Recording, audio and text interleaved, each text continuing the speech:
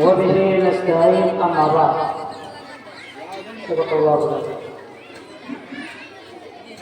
چل نہ سکتے تھے اگر جنگ میں اڑ جاتے تھے، پاؤں شیروں کے بھی میدان سے اکھڑ جاتے تھے، مجھ سے جو سرکش ہوا وہ بگڑ جاتے تھے، کہ کیا چیز ہے ان کے وقت سے بھی لگ جاتے تھے۔ حضرات محترم اور سامعین کرام، ہندوستان کی غلامی کا دور انگریزوں کے حیدر شاہی کا وہ بدنما دور ہے جس سے تاریخ انسانیت انسان کو کبھی بھی بھلایا نہیں جا سکتا۔ دھوکے باز ظالم انگریزوں سے نجات پانے کے لیے اور ان کے چنگل سے بچنے کے لیے اور ان کے چھکے چھڑانے کے لیے جو سب سے پہلے میدان میں شریک ہوئے، جو سب سے پہلے میدان میں اترے، وہ ہمارے ہی آبا و اجداد تھے۔ یہ ایک صدی کی تاریخ ہے جو مسلمانوں کی بے نظیر اور بے لوث قربانیوں سے بھری پڑی ہے، جس کو کبھی بھی بھلایا نہیں جا سکتا، جس کو کبھی بھی اپنے نظروں سے ختم نہیں کی جا سکتی، جس کو کبھی بھی اپنے ذہنوں سے ختم نہیں کیا جا سکتا۔ خصوصاً وہ بہادر بادشاہ جس کو ہم ٹیپو سلطان کے نام سے جانتے ہیں، جب بادشاہ نے دیکھا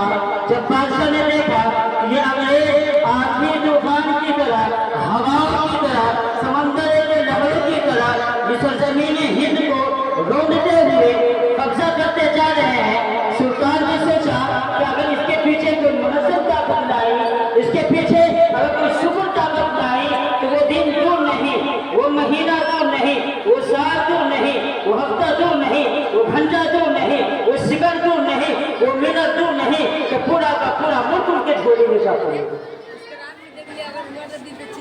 چنانچہ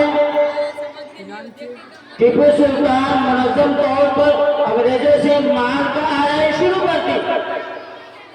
انگریز اس بات کے احساس کر چکے تھے، انگریز اس بات کے بارے میں جانتے تھے، اس بات کے بارے میں اچھی طرح سے ہم نشی کر چکے تھے کہ یہ ٹیپو سلطان ہی اس راستے کا آر ہے، یہی ٹیپو سلطان اس راستے کا پہاڑ ہے، یہی ٹیپو سلطان اس راستے کا بڑا بڑھا ہے، یہی ٹیپو سلطان اس راستے کا پہاڑ ہے۔ اگر یہ سلطان اس راستے سے نہ ہٹا، یہ سلطان اگر اس راستے سے نہ ہٹا، یہ سلطان جب تک حیات رہے گا، جب تک زندہ رہے گا، کبھی بھی ہم اپنے ناپاک ارادے میں کامیاب نہیں ہو سکتے۔ دوسری طرف یہ سلطان جس کو ہم ٹیپو سلطان کہتے ہیں، کسی بھی حال میں، کسی بھی مشکلات میں آ کر، کسی بھی طرح اس کا تشدد ڈھانے کے باوجود بھی یہ سلطان انگریزوں کے سامنے جھکنے کے لیے تیار نہیں تھے۔ بہادری کے ساتھ، قوت ایمانی کے ساتھ اور دلیری کے ساتھ یہ سلطان انگریزوں سے لڑتے رہے۔ آخر ان کا یہ قول مشہور بھی ہے کہ گیدڑ کی سنسار کی زندگی سے بہتر شیر کی ایک دن کی زندگی بہتر ہے۔ لیکن افسوس آخرکار انہوں نے اپنوں کی غداری اور جنوب ہند کی چاپلوسی کی وجہ سے ایک بہادر شاہ ظفر، یہ سلطان 1927 عیسوی میں سری رنگا پٹنم کے مانگا میں شہید ہو گئے۔ شہید ہو جانے کے بعد ان کے ناز پر کھڑے ہو کر یہ جنرل ہنس نے اعلان کیا کہ آج سے یہ ہندوستان ہمارا ہے، اس ہندوستان میں لوگ ہماری بات مانیں گے، یہ ہندوستان میں بادشاہت نہیں چلے گی۔ کیوں؟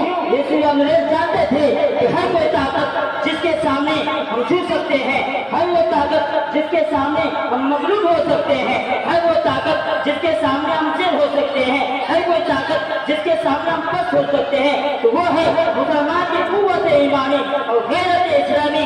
کیونکہ غیرت اسلامی، کیونکہ یہ انگریز بادشاہ مسلمانوں کو ایمانی مضبوط سمجھتے تھے، اس لیے جب سلطان کو شہید کر دیا تو انگریز نے یہ اعلان کیا کہ اب کوئی طاقت نہیں باقی رہا کہ مجھ سے مقابلہ کر سکے۔ حضرات محترم، 1857 کی عظیم بغاوت سے پہلے حضرت شاہ ولی اللہ محدث دہلوی کے بڑے بیٹے شاہ عبد العزیز محدث دہلوی رحمۃ اللہ علیہ یہ انگریزوں کے خلاف جہاد کا فتویٰ جاری کر دیا. کسی بھی ظلم و ستم کے سامنے، کسی بھی ظلم و ستم کے تازیانہ کے سامنے برابر جھکے بغیر برابر جہاد کرنے کا یہ فیصلہ کر دیا. اور سید احمد شہید اور شاہ اسماعیل شہید رحمۃ اللہ علیہ یہ دونوں مجاہدین کی آزادی کے خاطر مسجد دہلی کی مسجد آبادی، مسجد اکبر آبادی سے شروع کیا. جو اس مقدس جماعت نے انگریزوں کے خلاف اتنا زبردست منصوبہ بنایا، اتنا زبردست منصوبہ بنایا، مگر افسوس 1923 میں وہ تحریک بالا کوٹ کے میدان میں قبل ہو گئی. لیکن یہ حقیقت ہے، یہ سچ ہے کہ یہ تحریک کی آئندہ مجاہدین نے تحریک کی اور تحریکات تنظیموں کا سرگرمی کا بنیاد بن گئی. اور یہ 1857 کے بغاوت کا انتقام انگریزوں نے مسلمانوں سے اتنا زبردست انتقام لیا، اتنا زبردست انتقام لیا کہ ان کے گھروں کو جلا دیا، ان کے محلوں کو ویران کر دیا، مساجدوں کو، مکاتبوں کو، خانقاہوں کو، شہروں کو، قصبوں کو، سب کو ختم کر دیا. یہ انگریز اس طرح گولی چلایا کرتے تھے کہ مسلمانوں کے جسم پرزے کی طرح اڑ رہا تھا. بہادر شاہ ظفر کو بغاوت کے جرم میں قید کر کر اس پر مقدمہ چلایا گیا اور مقدمہ چلانے کے بعد ان کو مجرم قرار دیا گیا اور ان کو جلا وطن کر دیا. تاریخ یہ بھی شاہد ہے کہ بہادر شاہ ظفر کے شہزادوں کو گردن جسم سے ہٹا کر ان کے تشریح میں سر کو لا کر بہادر شاہ ظفر کے سامنے پیش کیا گیا. لیکن بہادر شاہ ظفر کی حیرت انگیز اور صبر و تحمل کے ساتھ دیکھ کر یہ کہنے لگے الحمدللہ الحمدللہ ثم الحمدللہ کہ تیمور کی اولاد سرخرو ہو کر اپنے والد کے سامنے آیا کرتے ہیں. پھر یوں کہنے لگے کہ غازی میں جب تک پورے رہے گی ایمان کی تب تک لندن تک چلے گی تیگ ہندوستان.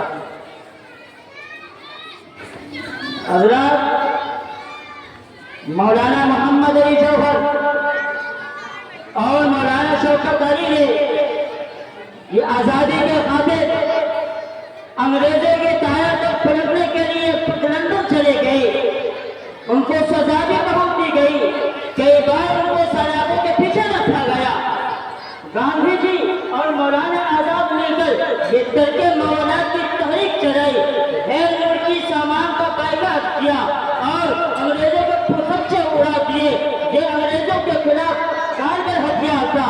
مولانا آزاد اور دیگر مقرروں نے مل کر اتنا زبردست مقرر بیان کیا، اتنا زبردست بیان کیا، لوگوں کو آزادی کے اوپر اور صاف یہ اعلان کر دیا کہ ہمارے ترقی کے راستے دو ہے. ایک تو یہ ہے کہ برطانوی حکومت ہم پر ناانصافی کرنا چھوڑ دے، نہیں تو مٹا دیے جائیں گے. دوسری طرف اشفاق اللہ خان انگریزوں کو للکارتے ہوئے یہ کہہ رہے تھے کہ سرفروشی کی تمنا اب ہمارے دل میں ہے، دیکھنا ہے زور کتنا فاضل قاتل میں ہے. ہم بتا دیں گے تجھے یہ آزما وقت آنے دے، ہم ابھی کیا بتائیں کیا ہمارے دل میں ہے.